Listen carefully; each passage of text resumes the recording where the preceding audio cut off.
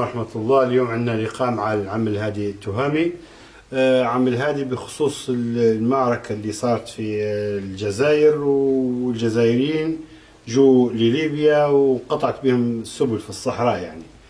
فنبو نتكلموا عن الموضوع هذا. في البداية عم الهادي نبو الاسم والعمر ومن حكاك القصة وقديش عمرك وش كنت تشتغل. بسم الله الرحمن الرحيم، توكل على الله. بسم الله والصلاة على رسول الله. الحمد لله. الاسم الهادي التهامي، محمد التهامي، مواليد 1935 غدامس. المهنة على شكلين: المهنة في الجيش ثم في البوليس الاتحادي في منطقة حدود غدامس. كويس. بالنسبة للمهنة توا يهمنا المعركة اللي صارت، في تحكينا شن صار، كيف صارت عند المجاهدين في الجزائر وكيف طارتهم فرنسا والطيران واللي انهربوا. وأولا من حكى لك القصة أولا وبعدين نبوا القصة. الحمد لله والصلاة على رسول الله. الحمد لله أعطانا رب العمر لأن تحررت الجزائر واستقلت، وأعطانا ربي تعاملنا ما كتب الله مع الثوار، سواء كنا في البوليس وإلا كنا في الجيش، بعلم من المملكة الليبية المتحدة في ليبيا. الثورة الجزائرية أخذت معركتها داخل الجزائر بأكملها، بما فيه حدود الصحراوية بالنسبة لتونس والجزائر وليبيا. لكن بالنسبة لتونس حدودها قريبة وفيها فرنسا، القوات الفرنسية لا زالت موجودة في تونس. بالنسبة لليبيا بيناتهم الرملة، العرق الوعر، يعرفوا الصوافة. فبعد سنوات الحمد لله انتصرت الثورة الجزائرية واستقرت الجزائر وأخذت استقلالها في سنة 1900. بعد استقلال الجزائر 1900 حوالي 63 أنا موجود في رقابة الحدود تبع البوليس الاتحادي، أي بوليس الحدود في غدامس بين الجزائر وليبيا. عندنا اتصال عاطفي رسمي مع الضباط الجزائريين الموجودين في منطقة الدبداب، وكان على رأسهم واحد يقولوا له ملازم، هو من الثوار ولا في الجيش الجزائري بعد الاستقلال، كان في الثوار، هو من اللي حاربوا في فرنسا. يقولوا له الهادي بوغزالة من واد سوف، أظني الله أعلم يمكن حي لا زال يرزق الهادي بوغزالة. فنتحاور وياه نسأل فيه على العمليات اللي يديروا فيها. قال العملية اللي نديروا فيها احنا على الجمال، مجموعة يركبوا الجمال ويطاردوا في الدوريات الفرنسية اللي على الحدود، نديروا عليهم في عمليات. لا أن فرنسا تستعمل حتى الطائرات المروحية طارت فيهم، إلا أنهم لما يخشوا الصحراء ما تقدر قداش الصحراء وعرة وفي نفس الوقت واسعة وفيها العرق الواعر، الرملة حوالي قريبة 1000 كيلومتر بين ليبيا وواد سوف. المهم، فمن ضمن ما حكى لي الأخ الهادي بوغزالة قال لي احنا حوالي أقل من 100 راكبين في جمالنا وننتشروا داخل الصحراء ونطاردوا في الدوريات الفرنسية، سواء كانت مهر أو سيارات، ننصبوا كمائن ونطاردوهم في الصحراء. وكان ما كانش معاهم تحميم طائرات من فوق هيك، حتى هم على باب الله يخشوا الصحراء وخلاص. المهم خايفين من تهريب الأسلحة، معروفة هذا، إما من ليبيا ولا من أي جهة ثانية.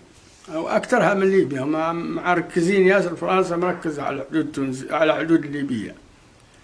فقال لي احنا في يوم من الأيام احنا مجتمعين، بعثت الطائرات الفرنسية وقاعدة تطارد فينا في الصحراء، صحراء عارية ما فيش لا وين تختبي ولا وين. قال ضاعوا مننا ياسرين. قال نجينا احنا 4 بجمل واحد ومعنا واحد مجروح، الجرح نتاعه لاباس خفيف شوية، مش جرح بليغ يعني، نعالجوا فيه ودينا معنا الجمل وقاعد ماشيين، لكن في الصحراء ما نعرفوش احنا وين، ما ناش عارفين اتجاهنا وين، اتجاه ليبيا تونس، ما ناش عارفين. الصحراء المهم صحراء خالية. فبتنا النهار الأول وعندنا تموين فوق الجمل نتاعنا وعلى ساقينا. النهار الأول، النهار الثاني، النهار الثالث. النهار الثالث قلت لهم يا جماعة اللي معايا، أهو أنا في عمري 15 سنة جيت مع أبي في قافلة ماشيين لليبيا لمنطقة الجبل، معروف الجبل عند ليبيا، الجبل الغربي. قال لهم إذا كان ما خانتنيش الذاكرة وأنا صغير، فيه هنا بلاد اسمها سيناون مش بعيد علينا.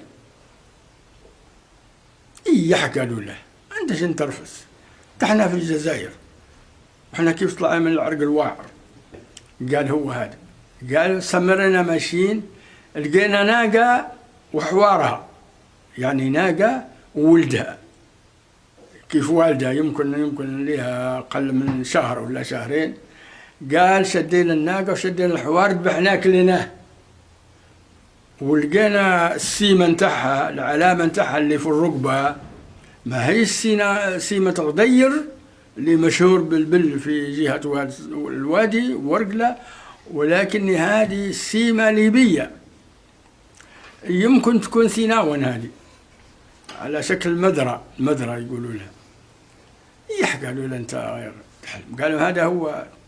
برا. قال بتنا النهار الأول، كلينا القعود، كملناه. قال مشينا. قال النهار جينا ماشيين لوين هي شجرة اسمها رتم، شجرة الرتم هذه ما يعرفوها عرب الصحراء، حاصد فيها ورقة. جيت للرتمة لقيت باكو تجفارة ليبي فارغ حاصل في الشجرة. قلت لهم الدخان الجزائر هذا دخان ليبيا، وهذا جاب الريح وين حاصل في الشجرة هذه، يبقى احنا في أراضي ليبية. قالوا له خلاص إن شاء الله. قال تمرينا ماشي نشبع في النخل، احنا متجهين شرقا. قال نشبع في النخل. قلنا نمشوا للنخل. كان تونس ما نشخش، لأن تونس فيها الجيش الفرنسي، ما نسحبش من تونس. إن كان ليبيا نخشوا راسنا صحيح. ماشيين قريب نوصل للنخل، جينا في ربوة جبل يعني صغير هيك تراب.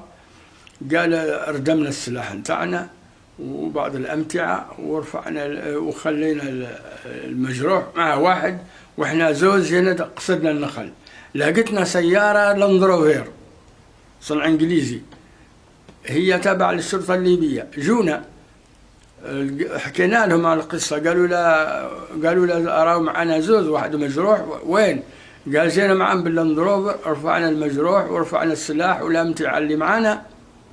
قالوا جينا لسيناون، بلاد اسمها سيناون. قال من سيناون ركبونا احنا طول لمستشفى غيان للعلاج، عالجونا على طول، ما سألونا لا أنتم شنو. المهم قلنا لهم احنا جيش تحرير وخلاص.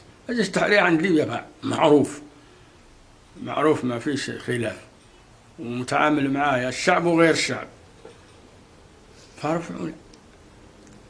هذا هي قصة الحرب العملية اللي صارت بين الجزائر والصحراء الليبية على شكل على اتجاه سيناوي. باهي اللي رواها يعني اسمه بوغزالة. اللي رواها اسماء الهادي بوغزالة، ضابط كان في جيش التحرير ثم ولى في الجيش الجزائري، وتولى رئاسة مركز الدبداب في الجزائر قرب غدامس. واسماء الضباط اللي كنتوا تعرفوهم ولا كلها اسمائهم بالنسبة للضباط الجزائريين واللي يهربوا من الجزائريين من الجيش الفرنسي ونتلقوهم احنا في الحدود ونرفعوهم نسلموهم لجبهة التحرير في طرها، بس ما يعطوش اسمائهم مستعارة، يعطوا اسماء متخوفين. ايه. وكم شخص يعني يجوكم؟ حتى استاذ مرة شليل محمد درت معاه لقاء قال ان حتى فيه اللي كانوا مع الفرنسيس المان ولا حاجه زي هيك. ايه هذه قصة ثانية. يعني يهربوا من فرنسا. هذه قصة ثانية تبي نسردها. بالنسبة لواحد ألماني وإيطالي والثالث ما عرفتاش، أما هم أوروبيين. هذا كان للسون لا ليجون، يعرفوه الجزائريين، اللفيف الأجنبي. اللفيف الأجنبي هذا الأسرى الحرب العالمية اللي عند فرنسا، اللي بيخش لسان لا ليجون باللفيف الأجنبي وياخذوا المرتب نتاعه ويخش في الجيش الفرنسي. يخش من ضمنهم 3 هذو كانوا من الحرب العالمية أسرى عند الفرنسيين، نزلوا كمتطوعين لسان لا ليجون معروفين، معروفة العبارة هذه. هذولا في فرقة معظمها لا ليجون ويرأسها ضباط فرنسيين، جو من لغوات لمنطقة الحدود الليبية، جو من الأغواط للحدود الليبية للدبداب، من الدبداب جو لي برج الخضراء. برج الخضراء اللي يقولها فورسان. الفرسان هذا فيه الجيش الفرنسي الجيش التونسي. ليش؟ لأنها تابعة تونس. الجيش الفرنسي فيها، تونس مازال ما استقلتش، 55 استقلت تونس. الجيش الفرنسي يشبه في الأضواء نتاع غدامس، هو كلها 12 كيلومتر ولا 15 كيلومتر بيناتهم، سواء كان منطقة الدبداب سواء منطقة برج الخضراء. تم التوانسة سموها برج الخضراء ويقولوا لها برج فرسان، ونتاع الجزائر الدبداب يقولوا لها برج ماركسان. فرانسيس مسميها برج ماركسان ومسمي برج الخضراء برج فرسان، والتوانسة سموه برج الخضراء والجزائريين سموه الدبداب، منطقة الدبداب ماركسان عبارة عن وادي جاي من الجنوب الشرقي يمتد إلى الرملة، يصب في الرملة، المية نتاعها تمشي في الرملة. المهم في الليل قرروا 3 هذول اللي يجون يهربوا من الفرنسيين ويجوا لليبيا، يجوا لغدامس. ولو كانوا في الأراضي التونسية ولا الجزائرية؟ لو كانوا في البرج الخضراء التونسي. فرنسا فيها هربوا هروب، لكني ما عندهم شيء، فراعي حال صيف. يتبعوا في الضي نتاع مدينة غدامس، ماشي، لكن يسمعوا في العرس داخل المدينة، عرس يضرب دفوف وواحد والغيطة وهلم جرى. قاعدوا يتبعوا في الصوت وما يتبعوش الطريق، ينزلوا من جنان لجنان، غابات ونخيل، من جنان لجنان لين نزلوا علينا احنا في وسط الحفلة. كنت حاضر انت؟ انا والمرحوم محمد قدور تابعين البوليس الاتحادي اللي تابعين الحدود. لما معاهم في العرس؟ معاهم في العرس احنا. نزلوا هم من حيط نقزونا، من حيط، لأنهم ما يتبعوش الطريق، خايفين يتبعوا إلى في الصوت نتاع حتى الزناقي معنا بيضيعوا. يضيعوا. فخديناهم عاد، غيرنا لهم ملامحهم، لبسنا لهم لبس ليبي توهيم، وجبناهم للمركز وفتحنا لهم محاضر، حكوا لنا بالقصة. هذا بالنسبة لي. من موجوديتها حولناهم لجبهة التحرير. جبهة التحرير في طرابلس هي تتصرف فيهم. يعني لما شدتهم سلمتهم مش للسلطات الليبية ولا جبهة التحرير الجزائري؟ ما أمن الدولة هو. أمن الدولة يمشوا اليوم من الدولة يتحولوا من جيش التحرير. يتحول. تبعينا من الدولة نفتحوا لهم محاضر احنا الأول. لو نحولهم بمحضرهم لأمن الدولة، من الدولة على طول يحولهم جيش التحرير باتصالات بين الحكومة وجيش التحرير، اتفاق كبير. هي تقريبا هو هذا اللي يبيه. بارك الله فيك عم الهادي، وربي يطول لنا في عمرك ان شاء الله، والى اللقاء.